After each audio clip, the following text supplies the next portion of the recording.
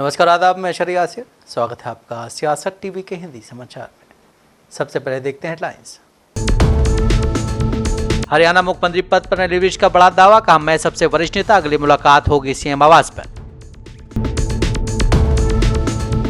भारत पाक रिश्तों पर नहीं होगी बात, पाकिस्तान दौरे से पहले जयशंकर ने बता दिया क्यों होंगे एससीओ बैठक में शामिल। बंगाल के दक्षिण परगना में हालात खराब, नाबालिग की हत्या पर तनाव, पुलिस थाने में तोड़फोड़ और आगजनी। राहुल गांधी ने कोल्हापुर में शिवाजी महाराज की प्रतिमा का किया अनावरण, शिंदे सरकार पर साधा निशाना।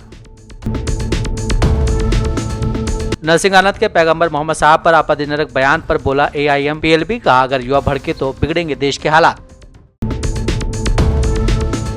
दिल्ली सचिवालय में बस मार्शलों ने बीजेपी विधायकों को रोका, खूब हुआ हंगामा।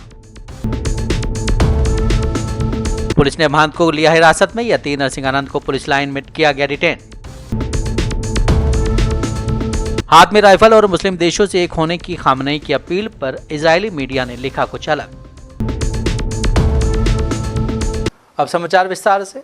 हरियाणा विधानसभा चुनाव के मतदान के बीच बीजेपी के सीनियर नेता और हरियाणा के पूर्व गृह मंत्री अनिल विज ने बड़ा बयान दिया है।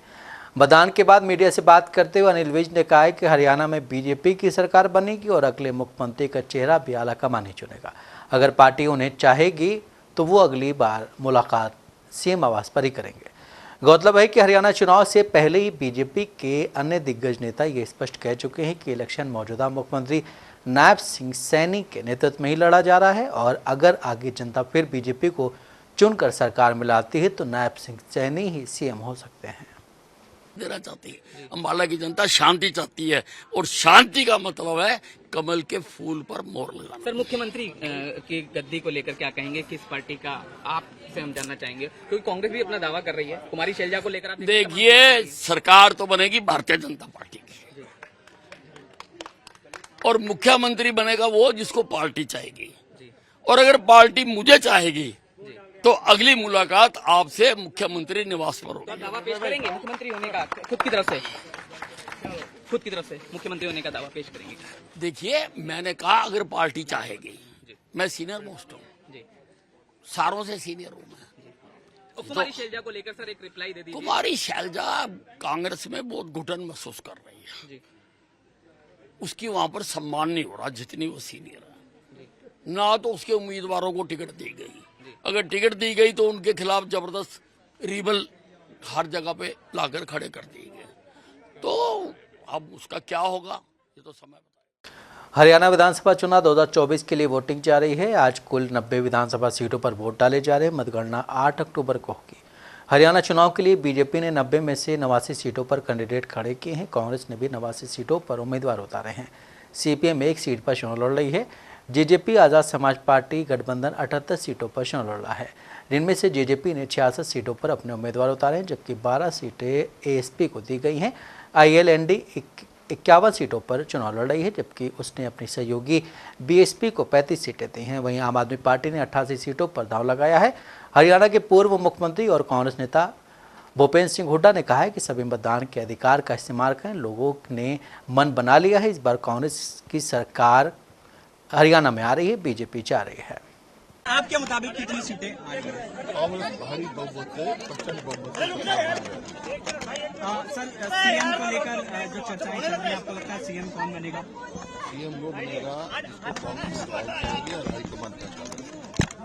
सर, इसके अलावा सर, अगर सरकार बनती है तो कौन कौन से मुद्दे ऐसे होंगे जिनके काम करेगी आपकी सरकार? बेरोजगारी है, कानून व्यवस्था है, आर्थिकता है, बहुत विकास है। ठीक है सर। हरियाणा विधानसभा चुनाव को लेकर मतदान जारी है। इस बीच डेरा सच्चा सौदा के प्रमुख गुरमीत राम रहीम ने आज बीजेपी को वोट करने की अपील की है। डेरा प्रमुख के 20 दिन की पैरोल पर रोहतक की सुनारिया जेल से बाहर आने के एक दिन बाद उसने घोषणा की। वहीं आपको बता दें कि डेरा सच्चा सौदा प्रमुख गुरमीत राम रहीम, जो कि रेप और मर्डर केस में सज़ा हो चुकी है, वो बाहर आया है और उसने कहा है कि आप बीजेपी को वोट दें। हालांकि ये भी कहा जा रहा है कि बीजेपी की वजह से डेरा सच्चा सौदा प्रमुख बाहर आया है। एक न्यूज रिपोर्ट के मुताबिक गुरुवार देर रात सिरसा में डेरा सच्चा सौदा मुख्यालय में आयोजित सत्संग के दौरान अनुयायियों को ये संदेश दिया गया। आमतौर पर फॉलोअर्स को निर्देश विधानसभा चुनाव से कुछ दिन पहले सत्संग मंच से खुले तौर पर आते रहते हैं। हालांकि इस बार ये निर्देश कुछ मौन तरीके से दिया गया है। सूत्रों के मुताबिक इस बार सत्संग मंच से कोई घोषणा नहीं की गई है। डेरे के पदाधिकारी खुले प्रांगण में गए और सभा में शामिल लोगों से भाजपा को वोट देने के लिए कहा। एक पदाधिकारी ने ईडी को बताया कि हमने फॉलोअर्स से बूथ के पास सक्रिय रहने के लिए भी कहा है। हम फॉलोअर्स को अपनी कॉलोनी में रहने वाले 5 और मतदाताओं को वोट डालने के लिए साथ लेकर जाना चाहिए। डेरा प्रमुख गुरमीत राम रहीम को 20 साल जेल की सजा सुनाए जाने के बाद सिरसा मुख्यालय में सत्संग का माहौल बदल गया है। सक्रिय राजनीति मामलों की समिति को भंग किया जा चुका है। अब उनके पदाधिकारी और अनुयायी सत्संग आयोजित कराते हैं। रिपोर्ट के मुताबिक रिहाई के बाद गुरमीत राम रहीम अपने बागपत आश्रम में ठहरा हुआ है। उसने भाजपा को समर्थन देने का संदेश सिरसा में पदाधिकारी के जरिए पहुंचाया। मालूम हो कि डेरा की ओर से भाजपा को समर्थन कोई नई बात नहीं है। डेरा सच्चा सौदा के हरियाणा, पंजाब और राजस्थान में दलितों के बीच बड़े पैमाने पर अनुयायी है। वे खुले तौर पर भाजपा का समर्थन करते रहे हैं। पाकिस्तान में 15-16 अक्टूबर को शंघाई सहयोग संगठन की बैठक है। इसमें विदेश मंत्री एस जयशंकर हिस्सा लेंगे। विदेश मंत्रालय की ओर से जारी बयान में कहा गया है कि बैठक में हिस्सा लेने के लिए जयशंकर पाकिस्तान जाएंगे। इस बार पाकिस्तान एससीओ की मेज़बानी कर रहा है। विदेश मंत्रालय के प्रवक्ता ने कहा है कि 15 और 16 अक्टूबर को इस्लामाबाद में एससीओ शिखर सम्मेलन होना है। इसमें विदेश मंत्री जयशंकर प्रतिनिधिमंडल का नेतृत्व करेंगे। इस बीच जम्मू कश्मीर नेशनल कॉन्फ्रेंस के प्रमुख फारूक अब्दुल्ला ने कहा है कि बहुत अच्छी बात है कि शंघाई सहयोग संगठन की बैठक में विदेश मंत्री पाकिस्तान जा रहे हैं। उम्मीद करूंगा कि वो इससे नफरत को ख़त्म करके मुल्क को दोस्ती की तरफ चलाने की भी बात करें। ये बहुत अच्छी बात है। ये शंघाई जो है ग्रुप है, उसकी जो है उसमें वज़ीर आज़म जाते हैं और बाकी बड़े बड़े लीडर जो हैं इसके वो जाते हैं इसमें, और ये अपनी फाइनेंशियल सूरतों पे और बाकी चीज़ों पे बात करते हैं। खुशी है मुझे कि जयशंकर जी जा रहे हैं।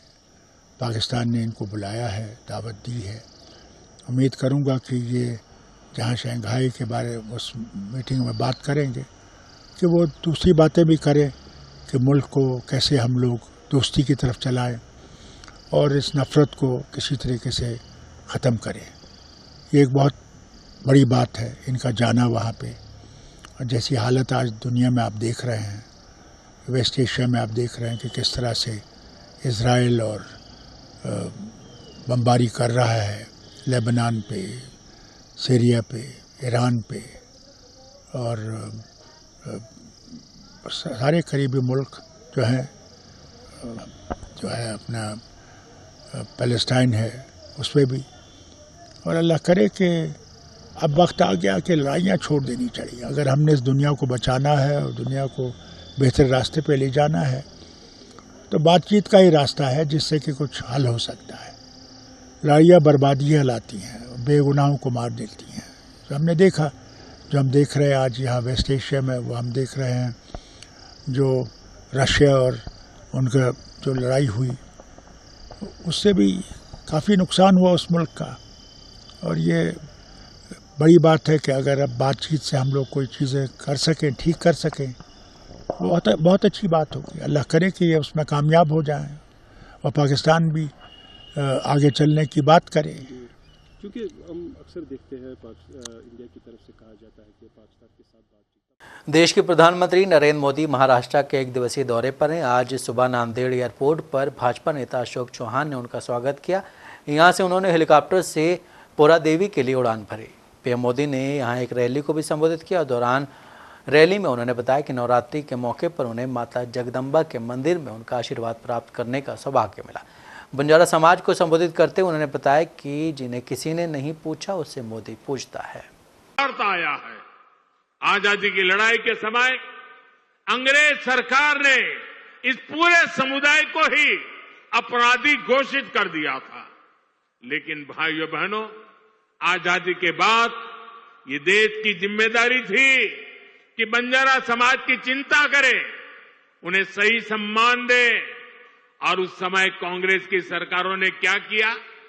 कांग्रेस की नीतियों ने इस समाज को मुख्य धारा से काट कर रखा। आजादी के बाद कांग्रेस पार्टी पर जिस परिवार ने कब्जा किया। कांग्रेस नेता रणदीप सिंह सुरजेवाला ने हरियाणा में वोटिंग के दौरान कहा है कि हरियाणा के लोग वोट जरूर डालें। उन्होंने कहा है कि प्रजातंत्र के इस पर्व में लोग बढ़ चढ़कर हिस्सा लें, क्योंकि प्रजातंत्र की आधारशिला जनता है।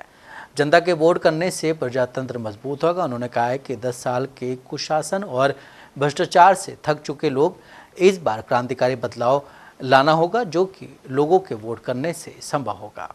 आपके माध्यम से मेरी अपील है हरियाणा के जागरूक मतदाताओं से कि प्रजातंत्र के इस पर्व में बढ़ चढ़कर हिस्सा लें, क्योंकि प्रजातंत्र की आधारशिला जनता है।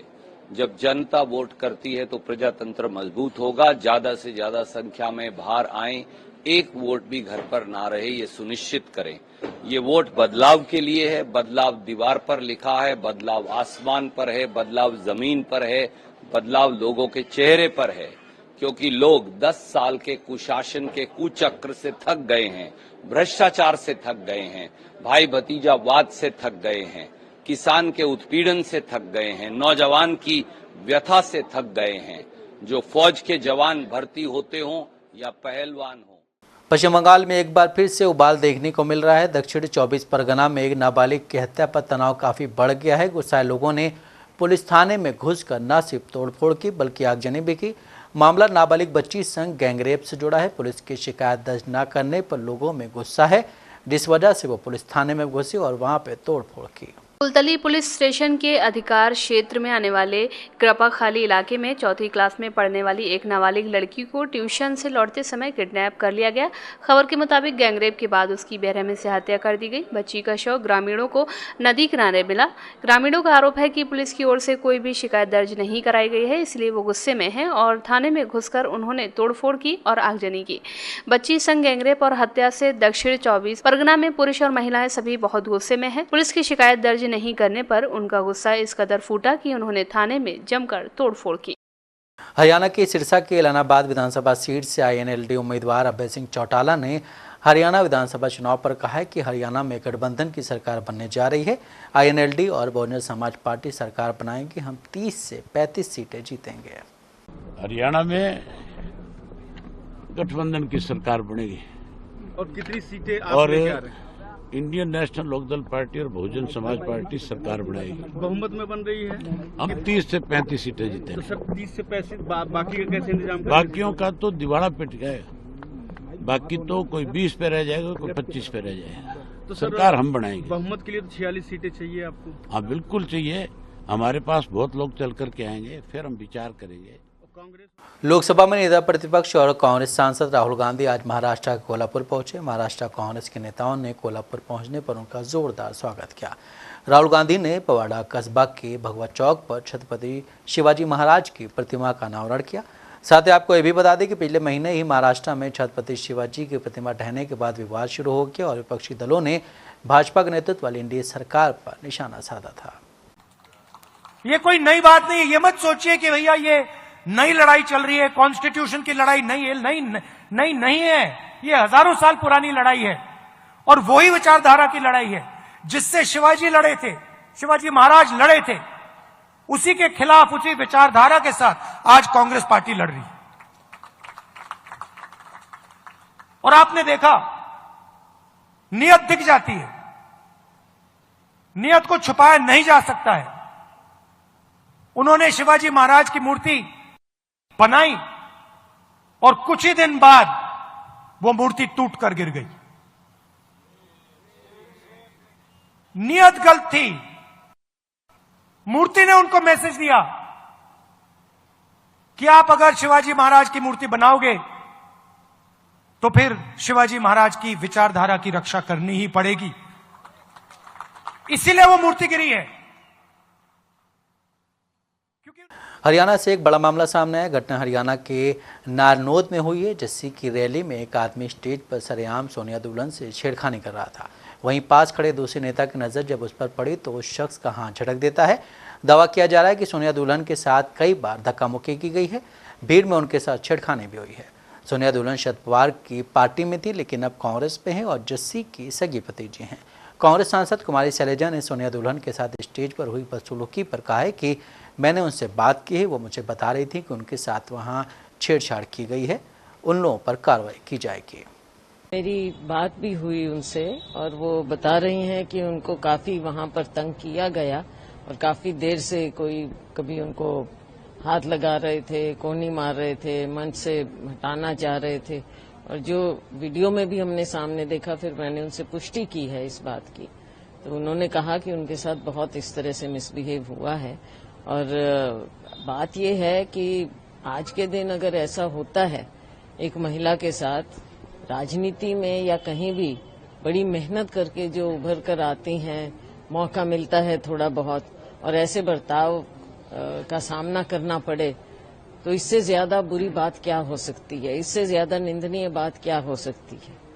ये तो उनका बहिष्कार होना चाहिए और एक्शन होना चाहिए कि कैसे इतनी उनकी हिमाकत हुई कि सबके सामने या वैसे भी कोई कैसे इस तरह का बिहेवियर कर सकता है किसी भी महिला के साथ। लेकिन मैम आपको याद होगा राहुल गांधी भारत जोड़ो यात्रा फर्स्ट का एक जिक्र एक बार किए थे कि महिलाओं की पीड़ा उन्होंने साझा किया था पब्लिक डोमेन में, उस दौर में जब राहुल गांधी महिलाओं की पीड़ा को। छत्तीसगढ़ में बीते कल एंटी नक्सल ऑपरेशन के दौरान मारे गए 31 नक्सलियों के शव को जवानों ने बरामद कर लिया है। अभी 2 से 3 शव और मिलने की संभावना है।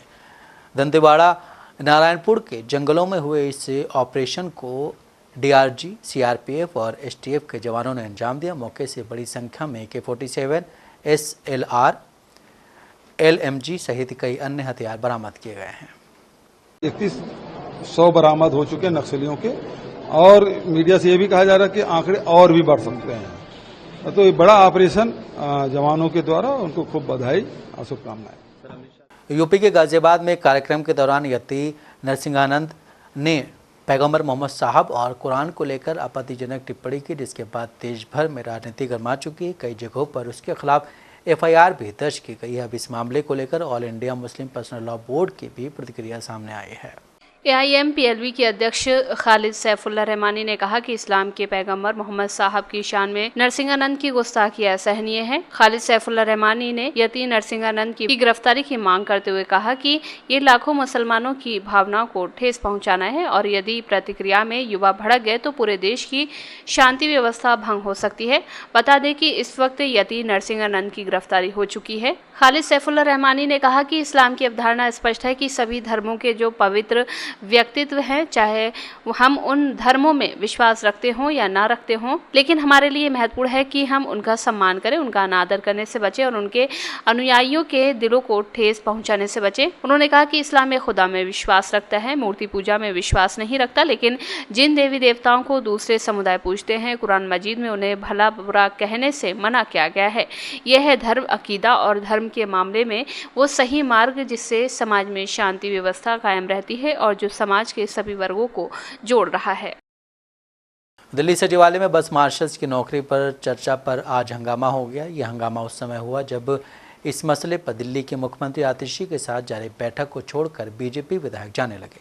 दरअसल जब दिल्ली सचिवालय में बस मार्शल्स की नौकरी पर चर्चा को लेकर आयोजित बैठक को छोड़कर बीजेपी विधायक जाने लगे तो मार्शल्स ने उन्हें रोक दिया। इतना ही नहीं, मार्शल्स ने भारतीय जनता पार्टी के विधायकों को उपराज्यपाल विनय कुमार सक्सेना के दफ्तर दिल्ली सरकार के मंत्रियों के साथ चलने को कहा। ऐसा करने से इनकार करने के बाद बस मार्शल्स ने हंगामा मचा दिया। बस मार्शल्स ने भाजपा विधायक विजेंद्र गुप्ता से पूछा कि एलजी के यहां प्रस्तावित मीटिंग के लिए क्यों नहीं आए। सूत्रों के मुताबिक बैठक के दौरान सीएम आतिशी ने भाजपा विधायकों के सामने एक प्रस्ताव रखा जिसमें उन्होंने कहा कि सभी मिलकर इसी समय एलजी के पास चलते हैं। सीएम ने भाजपा विधायकों से कहा कि मार्शल्स चाहते हैं कि सभी लोग एलजी के पास एक साथ चले, जिसके बाद भाजपा विधायकों ने उपराज्यपाल निवास जाने से इनकार कर दिया।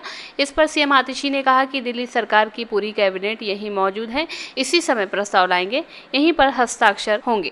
दिल्ली में नौकरी से निकाले गए दिल्ली परिवहन निगम के मार्शल बहाली की लगातार मांग कर रहे हैं। अब चुनाव नजदीक आते ही भाजपा और आप में श्रेय लेने की होड़ मची हुई है। विधानसभा में प्रतिपक्ष के नेता विजेंद्र गुप्ता ने कहा कि मार्शल को नौकरी पर बहाल करने की मंजूरी कैबिनेट दे, एलजी से मंजूरी हम दिलवाएंगे। विजेंद्र गुप्ता ने कहा था कि 26 सितंबर को विधानसभा में भाजपा ने प्रस्ताव पेश किया था। प्रस्ताव में कहा गया है कि सदन संकल्प करता है कि डीटीसी की बसों में तैनात मार्शलों को परमानेंट किया जाना चाहिए। गाजियाबाद की हिंदी भवन में एक कार्यक्रम के दौरान 29 सितंबर को दिए गए विवादित बयान के मामले में गाजियाबाद कमिश्नरेट पुलिस ने यति नरसिंहानंद को हिरासत में ले लिया है। अतिरिक्त पुलिस कमिश्नरेट कल्पना सक्सेना ने बताया कि महंत को डासना मंदिर से हिरासत में लेने के बाद पुलिस लाइन में रखा गया है। नरसिंहानंद जूना अखाड़े का महामंडलेश्वर भी है। कानून व्यवस्था बनाए रखने के लिए यूपी में हाई अलर्ट किया गया है। इसको लेकर अब MIM प्रमुख असदुद्दीन ओवैसी का भी बयान सामने आया है। आज MIM पार्टी की तरफ से हमारे पार्टी के MLAs, MLCs और मैं खुद कमिश्नर पुलिस हैदराबाद जनाब CV आनंद साहब से हम मुलाकात किए और उनसे हम एक रिटर्न रिप्रेजेंटेशन दिए, जिसमें हम कमिश्नर पुलिस हैदराबाद से ये डिमांड करे हैं कि एक यति नरसिंहानंद है जो दासना गाजियाबाद के टेम्पल के प्रीस्ट भी हैं, वहाँ पे रहते भी हैं। उन्होंने अपने एक वीडियो में, एक स्पीच में उन्होंने prophet Muhammad peace be upon him सल्लल्लाहु अलैहि वसल्लम के बारे में बकवास और अनाप शनाप और डिरोगेटरी और ऑब्नॉक्शियस लैंग्वेज और हाईली कंडेमनेबल अल्फाज का इस्तेमाल किया प्रॉफेट मोहम्मद सल्लल्लाहु अलैहि वसल्लम के बारे में। उसमें मैं पूरा पढ़ के सुनाना मैं ज़रूरी नहीं समझता हूँ, मगर जो गंदगी और बेहूदगी की किस्म की जो बातें उन्होंने की है, जिसमें उन्होंने कहा कि मैं हिंदुओं से अपील करता हूँ कि दशहरा के दिन आप जो है प्रॉफेट मोहम्मद सल्लल्लाहु अलैहि वसल्लम के एफिजी बनाकर आप उसको बंद करिए। उसमें और दूसरे 4-5 चीज़ें भी हैं जो मैं नहीं समझता कि दोहरा सकता हूँ मैं यहाँ पर, मगर हम अपने रिटर्न रिप्रेजेंटेशन में लिख कर दिए, इसलिए लिख कर दिए ताकि जो उनका कंटेंट है स्पीच का वो पुलिस को मालूम हो सके। आप लोग जानते हैं कि ये यति नरसिंहानंद इससे पहले भी हेट स्पीच में अरेस्ट हुए, जेल को गए। बिहार के डिप्टी CM विजय कुमार सिन्हा ने हरियाणा विधानसभा चुनाव पर कहा है कि ये लोकतंत्र का महापर्व है। जनता तय करेगी कि देश को कमज़ोर करने वाला आगे बढ़ेगा या देश को मजबूत करने वाला आगे बढ़ेगा। जाति और धर्म का नारा देकर तुष्टीकरण करने वाला आगे बढ़ेगा या सबका साथ, सबका विकास, सबका सम्मान करने वाला व्यक्ति आगे बढ़ेगा। ये जनता तय करेगी।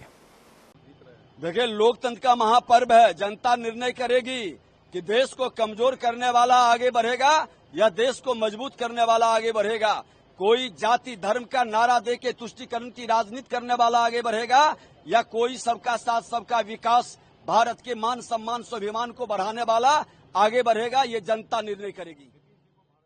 कांग्रेस नेता सचिन पायलट ने हरियाणा विधानसभा चुनाव पर कहा है कि मुझे खुशी है कि लोग बड़ी संख्या में मतदान कर रहे हैं। अच्छे नतीजे आएंगे। मुझे उम्मीद है कि हम अच्छा प्रदर्शन करेंगे और वहां सरकार बनाएंगे।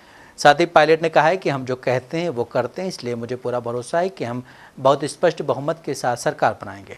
लोग बदलाव चाहते हैं। चारों तरफ से हमें बहुत सकारात्मक प्रतिक्रिया मिल रही हैं, इसलिए मैं बहुत आशावान हूं कि हम सरकार बनाने जा रहे हैं।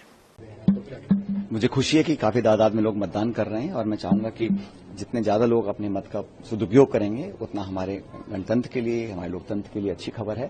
एक अच्छा चुनाव हो और मुझे लगता है कि अच्छे परिणाम भी आएंगे। जहां तक कांग्रेस की बात है, मैं हमेशा आशावान रहा हूं। हमारा प्रचार, हमारा मैनिफेस्टो, हमारी गारंटी लोगों को पसंद है। मैं उम्मीद करता हूं कि हम अच्छे परफॉर्मेंस करके एक बढ़िया सरकार बनाएंगे। आप मानते हैं कि जो आने वाले समय में कांग्रेस पहले कह चुकी है, पहले भी।